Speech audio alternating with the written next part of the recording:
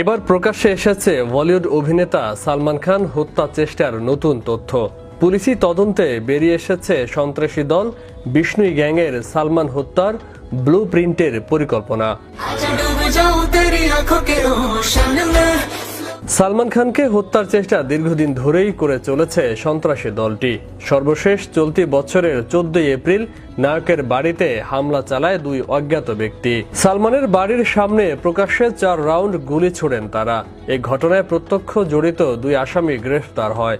গ্রেফতারের কিছুদিন পর এক আসামি আত্মহত্যাও করেন। এমন পরিস্থিতিতে হাল ছাড়েনি মুম্বাই পুলিশ, চালিয়ে গেছেন তদন্ত।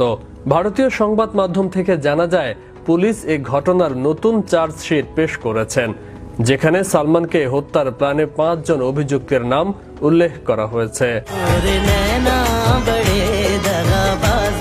অভিযুক্ত 5 জনই বিষ্ণুই গ্যাংয়ের সদস্য। পুলিশি জিজ্ঞাসাবাদে তারা স্বীকার করেন সালমান হত্যার মাস্টার প্ল্যান। অভিযুক্তরা জানায়, সালমানকে মারার জন্য বিষ্ণুই গ্যাংয়ের সঙ্গে তাদের 25 লাখ টাকার চুক্তি হয়েছে। এই চুক্তি অনুযায়ী হত্যার পরিকল্পনা চলেছে। তারা এটাও জানায়, এই পরিকল্পনা 2023 সালের আগস্ট থেকে 2024 সালের এপ্রিল মাস পর্যন্ত চলে। অভিযুক্তরা এও জানিয়েছেন যে পরিকল্পনা অনুযায়ী পাকিস্তান থেকে এই গ্যাং বিভিন্ন ধরনের অস্ত্র এনেছে।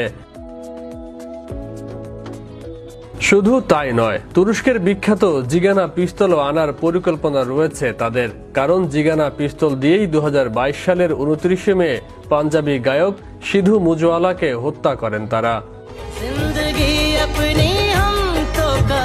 চার্জশিটে আরো উল্লেখ করা হয়েছে বেশ কিছু চাঞ্চল্যকর তথ্য। বিষ্ণুই গ্যাংয়ের 60 থেকে 70 জন সর্বক্ষণ নজরে রাখেন সালমানকে।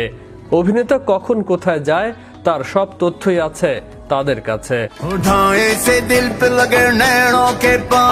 তদন্তে আরো বেরিয়ে এসেছে যে সালমানকে হত্যার জন্য নিয়োগ করা সবাই 18, আর তারা অপেক্ষায় আছেন সালমানকে মারার জন্য গোল্ডি ব্রার বা আনমোল বিষ্ণুইয়ের হত্যার হুকুমের। অচিরেই দোষীদেরকে আইনের আওতায় এনে শাস্তি দেবে পুলিশ, এমনটাই চাওয়া সালমান ভক্তদের।